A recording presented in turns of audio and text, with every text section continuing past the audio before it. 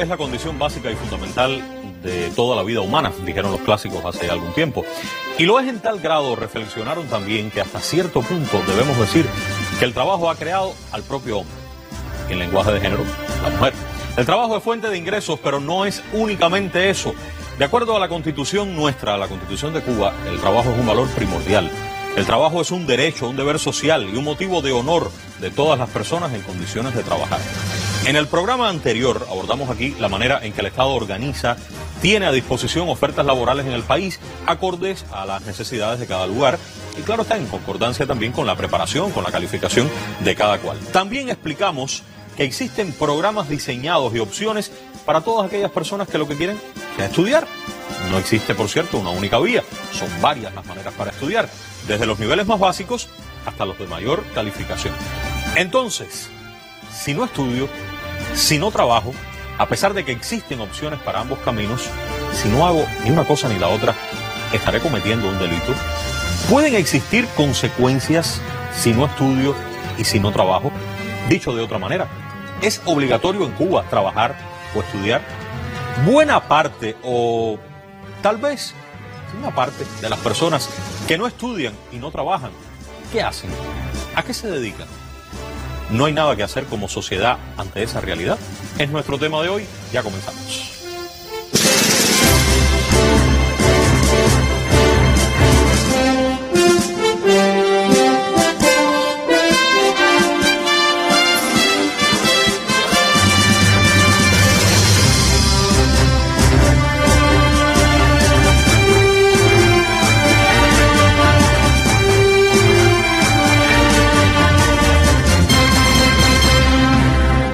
Es un tema que abordó hace muy pocas horas el diario Granma. En tanto voy presentando a mis invitados, quiero compartir aquí, por favor, el artículo de Granma. Quizás usted lo leyó.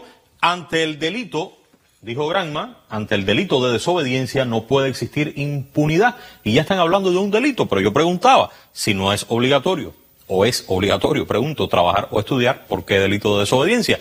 Para tratar de responder todo esto, está conmigo el doctor en ciencias, Coronel Rogelio Luis Lazo. Un placer que nos acompañe, coronel. Bienvenido por primera vez al programa. Gracias, es un placer informar a nuestro pueblo. Jefe de un órgano especializado de la policía es usted. El órgano especializado de investigación y proceso de la Dirección General de la Policía. Perfecto, un placer entonces. Está con nosotros también la máster en ciencias, Lismay Mederos, quien es la fiscal jefa de la Fiscalía Provincial aquí en La Habana, aunque no viene a hablar solo por La Habana, sino por todo el país, ¿cierto? Cierto. Un placer que nos acompañe. Gracias, el placer es nuestro, Humberto, estar aquí contigo. No es la primera vez en Hacemos Cuba, ya estuvo hace algún tiempo. Y está con nosotros también la especialista Ileana Gómez Guerra, magistrada, presidenta de Sala del Tribunal Supremo Popular. Magistrada, bienvenida también al programa. Esta sí es su primera vez. Sí, es mi primera vez. Muchas gracias por la invitación. Y no dije que en el caso del coronel también es la primera vez. Así que tenemos de 3, 2.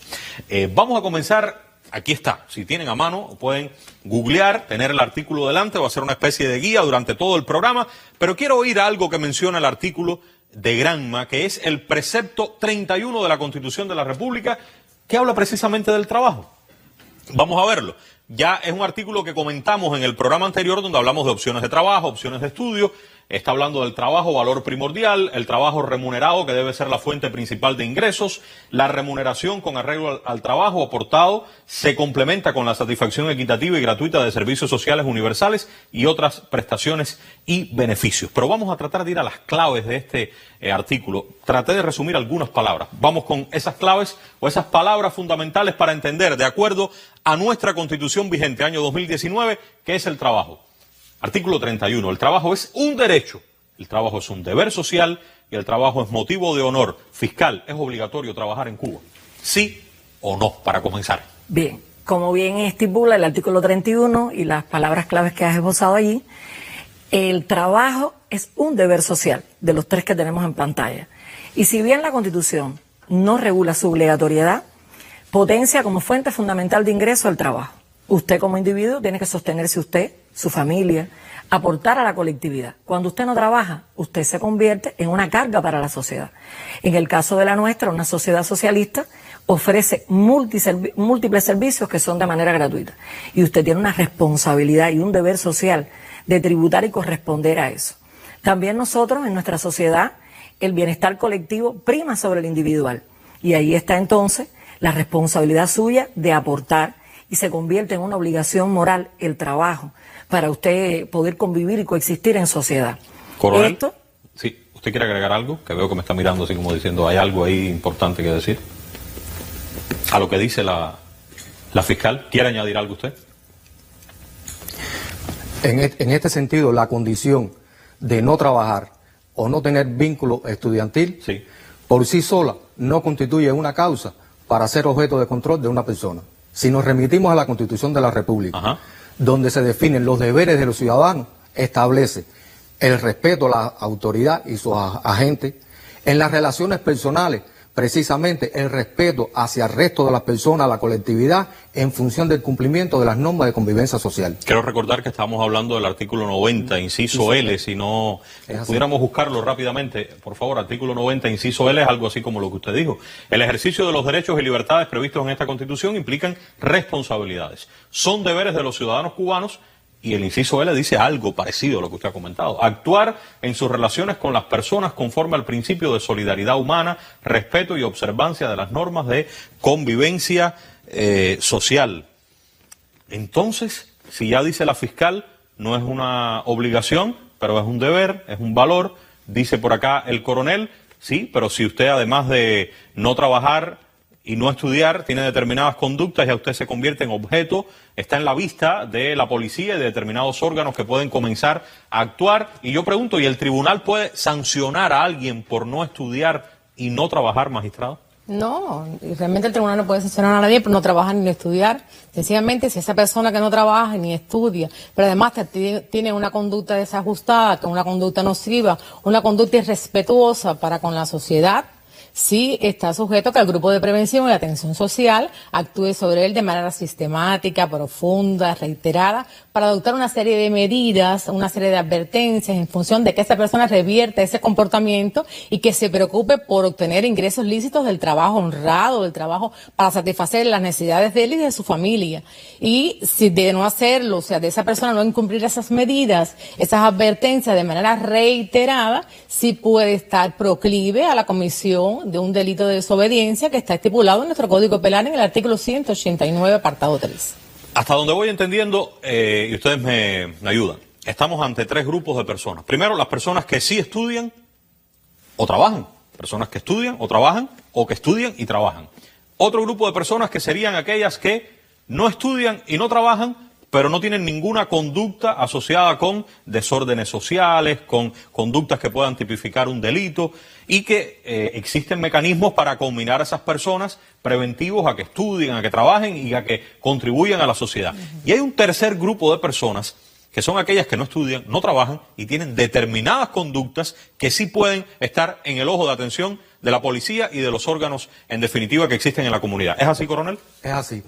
Las personas que además de incumplir sus deberes como ciudadanos, que establece la propia Constitución, no tienen vínculo laboral, no tienen vínculo laboral, no justifican de forma lícita los ingresos personales que le garanticen una solvencia económica, que generan además proclividad a la comisión de delitos, a ilegalidades e indisciplina social, se convierten entonces en personas de interés a partir de su conducta y objetos de control. ¿Personas de interés para quién? Para la policía. Y objeto de control para su observación. Objeto de control de la policía. De la policía. Y la policía no es la única autoridad que interactúa en esto. Sí. La policía forma parte del grupo de prevención y atención social que está representado por las organizaciones políticas, organizaciones sociales, organizaciones de masa, las dependencias del Estado y del Gobierno que están representadas en el Consejo Popular.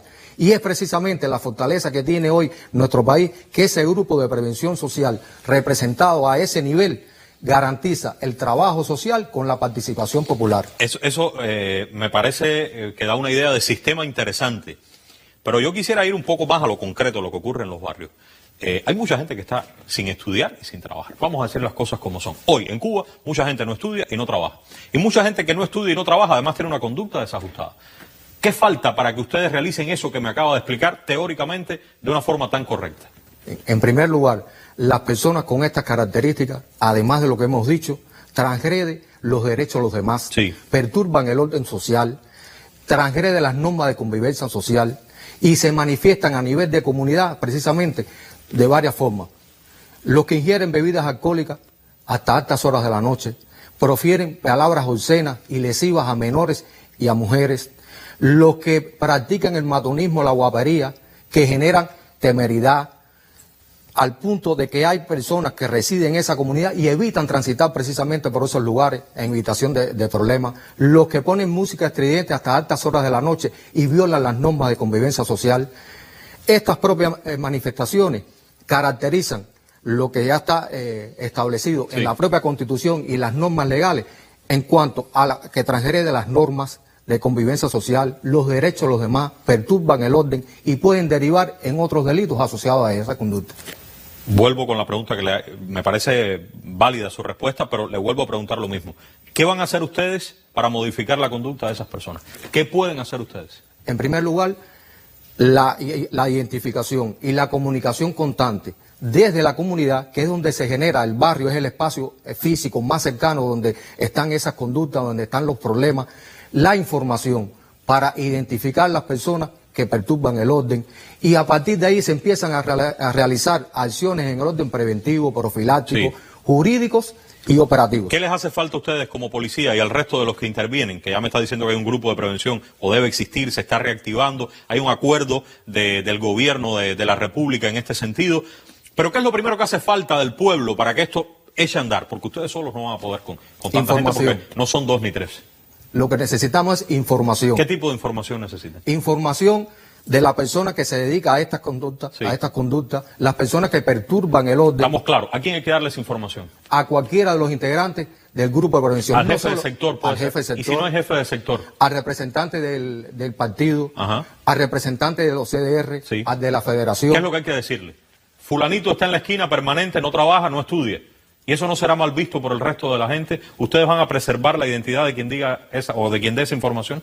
En primer lugar hay que trasladar la confianza a nuestro pueblo, que como principio se preserva la identidad de las personas que colaboren con la información para denunciar estas conductas. Eso es un principio en el trabajo policial. Pero al jefe de sector también corresponde conocer a la gente que anda en eso, en los barrios. Eso está dentro de no sus solamente funciones. esperar a que venga alguien a decirle, es tal persona. Yo creo que si camina por los lugares es fácil saber quién está todos los días a las 10 de la mañana ahí, quién tiene música hasta las 12 de la noche, hasta las 3, hasta las 4 de la mañana, que no estudia y no trabaja. Está dentro de sus funciones, pero solo el jefe de sector no es la autoridad. El jefe de sector actúa en sistema. Y si no lo conoce directamente el jefe de sector, le puede llegar al resto de los integrantes de ese grupo. Bien, ya saben que es la persona X. ¿Qué van a hacer con la persona X cuando ya tienen información de que no estudia, no trabaja y además tiene esas conductas? Lo primero que se hace es llamar a la persona e imponer lo que a partir de esos momentos, con la caracterización de la conducta mantenida, se le va a incorporar dentro del control policial. Cuando usted dice lo primero que se hace es que ya lo están haciendo o lo van a empezar a hacer con más fuerza. No, cuando digo que es lo primero que se hace es una vez conocida la identidad de la persona. Pero ya lo están haciendo o esto se va a hacer con más fuerza a partir de un momento determinado. Ese actuar no es nuevo, eso está dentro del modelo de actuación de la policía. Pero si usted me dice eso, yo siento la obligación de decirle que hay que ir más a los lugares, entonces le falta información y mucha gente no ha tenido tal vez ese llamado de atención y está sin estudiar, sin trabajar y tiene esas conductas. ¿Usted está de acuerdo conmigo? Se realiza, pero hay que partir de la premisa de que parte de la voluntad de la persona es modificar esa conducta. Se hacen acciones, el jefe de sector y el resto de los integrantes, a lo mejor no con la sistematicidad requerida. Es la que hay que lograr entonces. Hay que lograrlo, pero siempre partiendo de la voluntad expresa de la persona. Llaman a la persona, le dicen, sabemos que no estudias, no trabajas y hay información de que además estás haciendo todo esto. Lo llaman una vez, ¿bien? ¿Qué sigue después de ese llamado?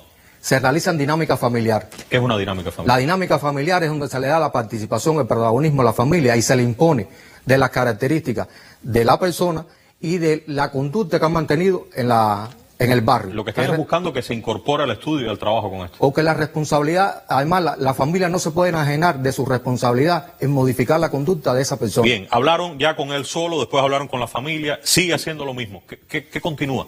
¿Qué hay que hacer después?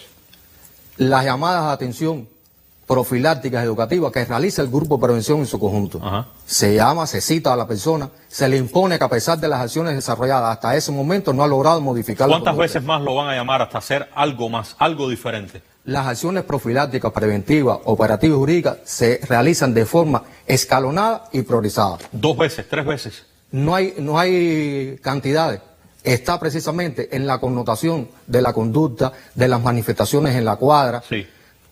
las ofertas laborales o le dan ofertas laborales sí, también. de conjunto con las autoridades de educación y de trabajo. Pero ¿en qué momento, al mes, a los 2 meses, a los 3 meses, dicen ya se acabó la conversación, vamos con la fiscalía? No, ahí falta la advertencia oficial. Le hacen una advertencia también. Una advertencia oficial que está respaldada en el Código Penal, en la que se instituye que la autoridad facultada del Ministerio del Interior, en este caso el jefe de sector, advierte oficialmente a las personas que de forma reiterada desobedezcan las medidas que le han impuesto las autoridades competentes, pero además lo hace proclive a delinquir y a quebrantar el orden social y constitucional.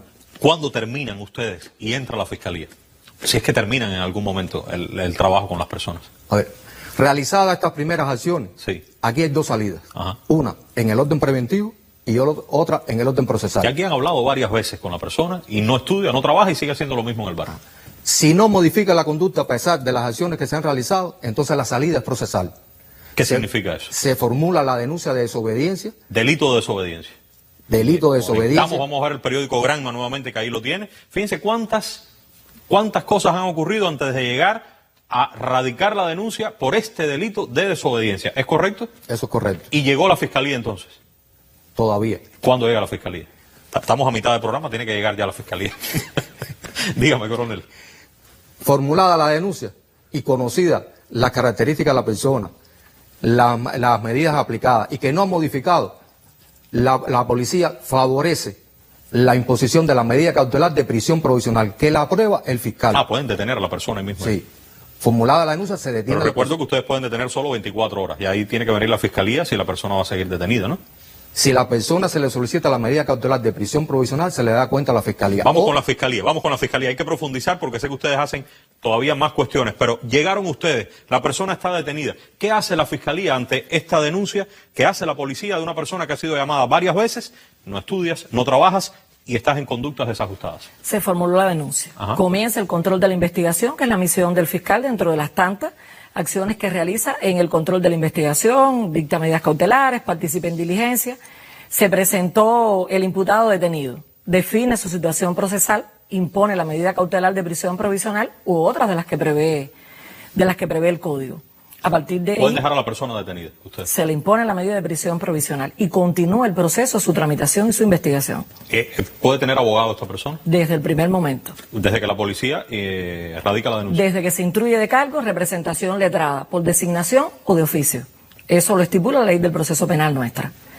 ¿Le puede poner a la persona en libertad que había detenido la policía? Y se le puede imponer otras de las medidas cautelares que prevé la ley. ¿Qué otras medidas le pueden poner a esta Se le persona? puede poner una fianza en efectivo, una reclusión domiciliaria, una obligación contraída en acta, disímiles medidas ¿Ustedes cautelares. pueden poner una multa a esta persona? Y ya, y se acabó.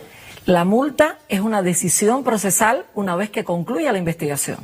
Pero si es una gente que no trabaja y no estudia, le voy a poner una multa. La Y si medida, anda en negocios o actividades económicas ilícitas, lo que va a acelerar el ritmo para poder pagar la multa. el fiscal puede adoptar, una vez que concluya la investigación, diferentes decisiones procesales. La multa sería aplicar el principio de oportunidad, que da la posibilidad de aplicar una multa, porque algunos de los imputados durante la tramitación del proceso, que no están detenidos, que no tienen una medida detentiva, se incorporan al trabajo, enmiendan su conducta, Sí. dejan de ser ofensivos en el barrio, Pero demoraron un poco. pero lo logran. Pero lo logran. Que no es solo que se incorpora Y a si trabajar. simulan que lo logran. ¿Cómo La- se enteran ustedes? La investigación del Ministerio del Interior durante la tramitación del asunto nos permite a nosotros y de las autoridades y de todos los que conforman la Comisión de Prevención establecer si esta persona realmente, la prevención y la erradicación del proceso penal ha permitido que se incorpore al trabajo y no solo al trabajo, porque recordar que el delito de desobediencia, como hemos mantenido durante el inicio del programa, es no trabajar, pero mantener una conducta que transgrede las normas. Sí, pero si la persona está detenida, ¿cómo va a buscar trabajo? No, Y esto si es para- dice que ya tengo trabajo, suéltenme, que ya yo encontré trabajo. no cambia su situación. ¿Por qué? Porque sencillamente usted cometió un delito que se materializó en el tiempo, usted desobedeció de manera reiterada el trabajo que se viene haciendo preventivamente con usted. Ese es otro supuesto. Entonces, el camino es tratar de, coronel, buscar trabajo cuando ustedes están haciendo la advertencia, no llegar hasta la fiscalía, ¿cierto? Es cierto. Y no solo es vincularse laboralmente, es también modificar la conducta. Sí, porque puede ante la buscar un sociedad. trabajo y después que termine de trabajar seguir en el barrio en lo mismo, ¿no? Es así.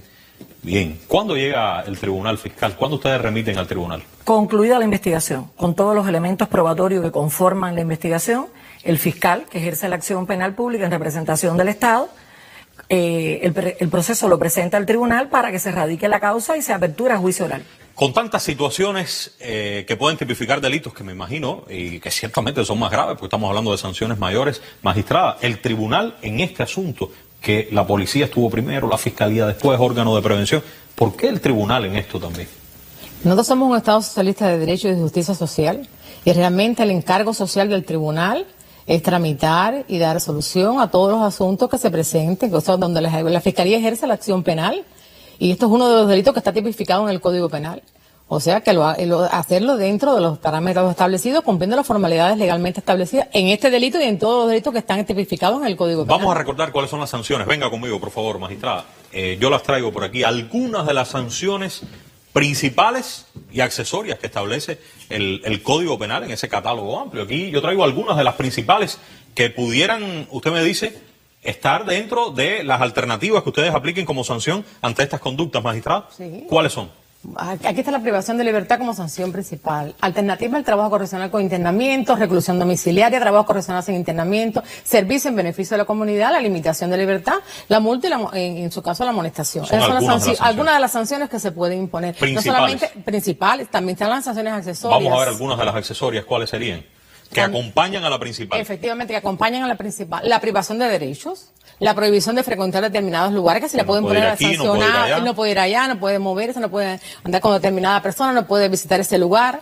El comiso, la confiscación de los bienes, la prohibición de acercamiento a la víctima, el perjudicado de los familiares allegados a esa persona, porque en definitiva además, se pueden poner como sanciones accesorias. Lógicamente, sí, las sanciones en nuestro país tienen determinados fines, tienen un fin preventivo, tienen un fin represivo, pero también un fin de resocialización. Claro. Y esas cosas sí hay que cumplir. Además de estas conductas, ya el coronel, la fiscal han estado diciendo que no siempre es solo desobediencia, porque pueden darse otras situaciones un poco más graves. ¿Cuáles han visto ustedes, magistrada? Puede ser una actividad económica ilícita, puede ser el desacato, puede ser la resistencia, puede ser el atentado, puede ser el juego prohibido, ¿Han visto puede ser otros ustedes, tráfico de fiscal, drogas, coronel? ¿Cuáles otros? Portación y tenencia ilegal de armas, juego prohibido, amenaza. ¿Coronel? Desorden público. O sea, que son varias las conductas que... También lesiones también. Pero vamos a hablar, como lo hacía el periódico Granma, de la desobediencia. Vamos a ir hasta el artículo 189, el apartado 3, que es el que creo que se ajusta, si usted está de acuerdo conmigo. Perfectamente. ¿Qué es lo que está diciendo el Código Penal en el artículo 189.3 para esas personas que no estudian, no trabajan y han tenido llamados de atención reiterados de las autoridades, lo han desobedecido y no han modificado la conducta desajustada? Inicio diciendo que esto es el marco sancionador de esta figura es de 6 meses a 2 años, una multa de 200 a 500 cuotas o ambas. 6 meses a 2 años de privación de libertad. O sea, que incurre en igual sanción que el apartado anterior, porque se está refiriendo a un apartado anterior, al 2. Quien reiteradamente, el apartado 2, quien reiteradamente desobedezca o incumpla las medidas adoptadas por... Sí, aquí está el 2, que habla de el marco que usted dice, de 6 meses a 2 años. Vamos a volver al 3 para que usted siga explicando. Efectivamente. ¿Cómo dice entonces? Son aquellas personas que de forma reiterada desobedezca e incumpla las medidas que hayan sido impuestas de forma legal por las autoridades competentes o las advertencias realizadas como consecuencia de la inobservancia de esas adoptadas por el órgano o la entidad encargada de la prevención social. O sea, es reiterado. O sea, que es lo que hablaba el coronel, que es lo que hablaba la fiscalía, que al final es un trabajo reiterado, es un trabajo profundo, es un trabajo en el tiempo, sistemático, para que esa persona pueda revertir su conducta. O sea, se le dan una serie de oportunidades, sí. como decir. ¿Ya ustedes lo han hecho o van a empezar a sancionar? Ya se hizo, o sea, ya se ha hecho. Sé que usted me trae unas estadísticas de este año nada más, de enero. Hasta abril. Vamos a ver esas estadísticas. Solamente delito de desobediencia. De desobediencia del apartado 3. ¿Qué ha ocurrido? Ha ocurrido que el 97% de los casos que han llegado a los tribunales fueron sancionados. En el caso, 67% de estas penas fueron penas de encierro. O sea, son penas rigurosas, que sea la privación de libertad pura o el trabajo correccional con internamiento. Y el 33% de estas personas fueron sancionadas a penas alternativas, entre ellas el trabajo correccional sin internamiento y la limitación de libertad. O sea, que el 97% de estos casos que usted explicó coronel, que usted explicó, fiscal, que llegaron a los tribunales fueron sancionados. 97, solo 3 quedó absuelto. Y el 67 con penas de encierro. Agradezco, magistrada. Ya estamos en la recta final. Voy a tratar de resumir brevemente. ¿El que no estudia y no trabaja irá automáticamente a los tribunales, coronel? No necesariamente. Fiscal. No. Tampoco. ¿Quién irá? ¿Quién podrá ir, coronel? Quien además de no trabajar, no estudiar, mantenga una conducta desajustada y quebrante las normas de convivencia social, perturbe el orden social e invada los derechos de los demás. Fiscal, las garantías para esas personas del debido proceso. Todas las garantías establecidas durante la sustanciación del proceso, porque el fiscal vela por el cumplimiento estricto de la ley. ¿Y el tribunal cómo lo hará? Lo hará, cumplirá su encargo social, aplicará una justicia judicial efectiva en este delito y en todos los delitos que están tipificados en el Código Penal. Vamos a hacer una pausa nada más y volver en 7 días, pero a Radio Rebelde. En Haciendo Radio, yo los espero cerca de las 7 de la mañana, van a estar los 3 para seguir hablando. Yo creo que aquí se ha dicho muy claramente, pero voy a tratar de resumir que alguien que no trabaje, alguien que tampoco estudie, así sin más, bueno, eso es verdad que no es delito. Creo que eso no lleva mucha más interpretación, no lo es. Lo que pasa es, vamos a poner los pies en la tierra, vamos a hablar claro, que pueden existir personas, existen personas que no trabajan y que pueden tener fuentes de ingresos totalmente legales, remesas, otra persona que le proporcione sus ingresos, ahorros, que pueden ser considerables, etcétera, etcétera. Eso es posible. Pero vamos a seguir hablando claro. Esa no es la generalidad. Para seguir hablando así, hay que decir que aquellos que no estudian y que no trabajan son generalmente los que tienen tiempo. Son los que tienen tiempo de sobra. Y son los que en no pocas ocasiones invierten ese tiempo en ser los desagradables en una comunidad. Son los que pueden alterar el orden hasta cualquier hora. Claro, porque no hay apuro para descansar. Cuando usted que trabaja quiera dormir, debe soportar la graciosa fiesta, la música, la voz alta, o el grupo habitual de la esquina hasta las 2, hasta las 3, hasta las 5 de la mañana. Muchos de los que no trabajan y tampoco estudian son los que alteran el orden en espacios públicos, los que portan armas blancas, los que realizan sostenidas actividades económicas ilícitas. Por cierto, la mayor parte de las veces con recursos del Estado, esos que son muy escasos, esos que hay que cuidar cada día más. La idea que me queda después del primer programa de este tema y este de hoy es la siguiente. Existen opciones de trabajo y existen opciones de estudio en este país. Desde los puestos que exigen menos esfuerzo hasta otros muchos de mayor calificación y de mayor remuneración también. No todos tienen mala remuneración. Existen ofertas en los sectores estatal y no estatal. Es posible estudiar también si lo que usted quiere es estudiar. Aquellos que decidan, no voy a estudiar, no voy a trabajar, no podrán ser sancionados por esa decisión. Pero si además de no trabajar o no estudiar, usted mantiene una conducta desajustada, con todo lo que sabemos, somos tontos, ¿qué significa una conducta desajustada? Y las autoridades lo llaman a contar y usted no asimila el llamado y sigue exactamente igual, entonces ahí sí habrá consecuencias. Consecuencias perfectamente legales, posibles, necesarias y además aplaudidas por la mayoría, por los que sí trabajamos, estudiamos, por los que sí construimos nuestro camino de una manera muy diferente. Este tema no se agota aquí. Volveremos y será pronto. Muchas gracias a todos.